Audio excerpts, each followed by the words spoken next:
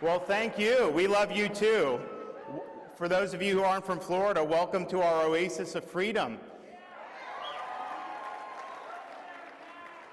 We are an oasis of freedom in a nation that's suffering in many parts of the country under the yoke of oppressive lockdowns. We look around in other parts of our country, and in far too many places we see schools closed, businesses shuttered, and lives destroyed. And while so many governors over the last year had kept locking people down, Florida lifted people up. Florida is leading in protecting our vulnerable residents, saving the economy, and safeguarding the freedom of our people. In Florida, schools are open.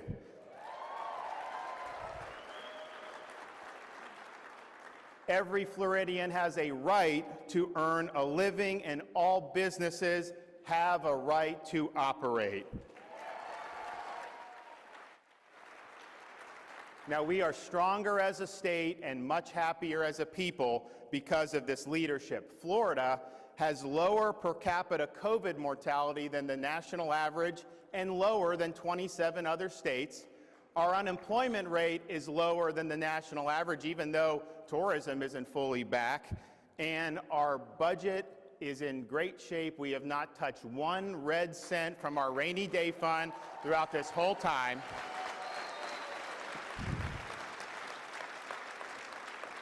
Florida got it right, and the lockdown states got it wrong.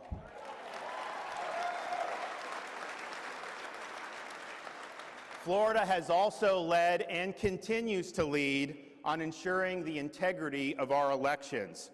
Now, 20 years ago, if you had uttered the word Florida and the word elections in the same sentence, you would have been met with snickers.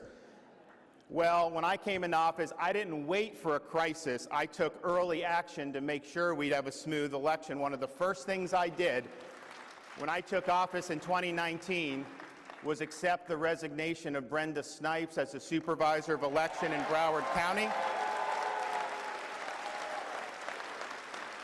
and remove the supervisor of election in Palm Beach County.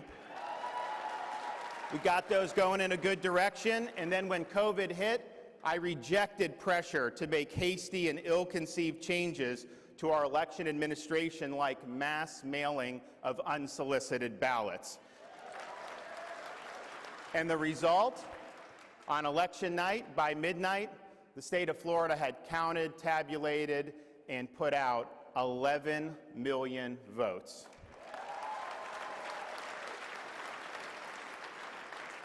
But we're not resting on our laurels. This year, Florida is leading on banning all forms of ballot harvesting and banning third-party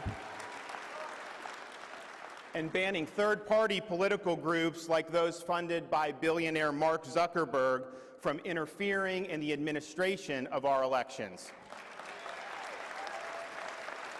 Bottom line is this: in Florida, your vote counts, and we will continue to have a process that is transparent and that inspires confidence. Florida is also leading in protecting our people from political censorship and in holding big tech accountable. When our legislature convenes next month, it will pass, and I will sign, the most ambitious reforms yet proposed for combating political censorship and deplatforming, for preventing big tech from interfering in our elections, and for safeguarding the privacy of your personal data.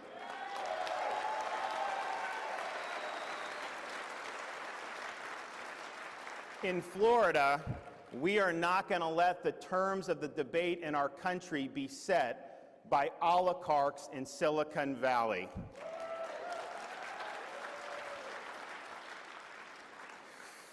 Now, Florida is leading on the issues that matter to conservatives. We don't spout hollow rhetoric, we take decisive action. And what's true in Florida is true for conservatives across the nation. We will not go back to the days of the failed Republican establishment of yesteryear.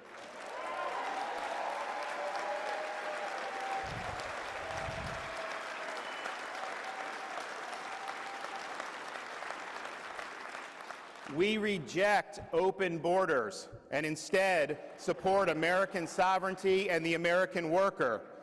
Building a movement on the foundation of amnesty and cheap foreign labor is like building a house on a field of quicksand.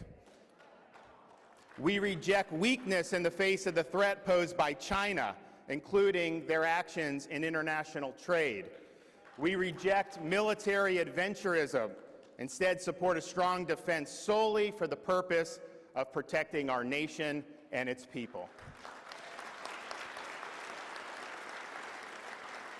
Now, the battles ahead will be made more difficult without the voice of one of our greatest field generals, my friend Rush Limbaugh.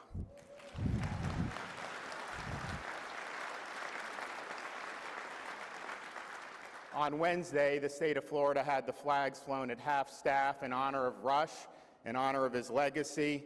Rush displayed the courage of his convictions time and time again.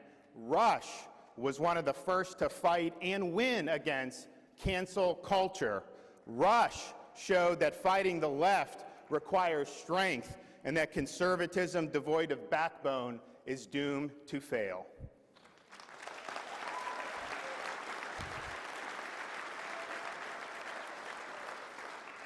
So at this moment in our history, and I think Rush showed us this, but particularly now, standing for the right things comes at a cost.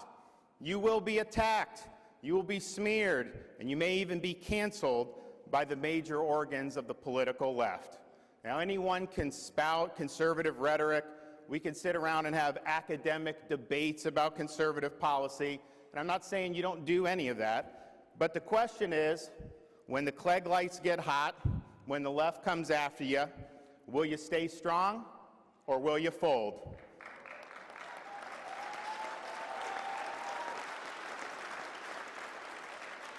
So enjoy CPAC in Florida as you leave to go back home, although if you're not from here, I don't know why you'd want to leave here.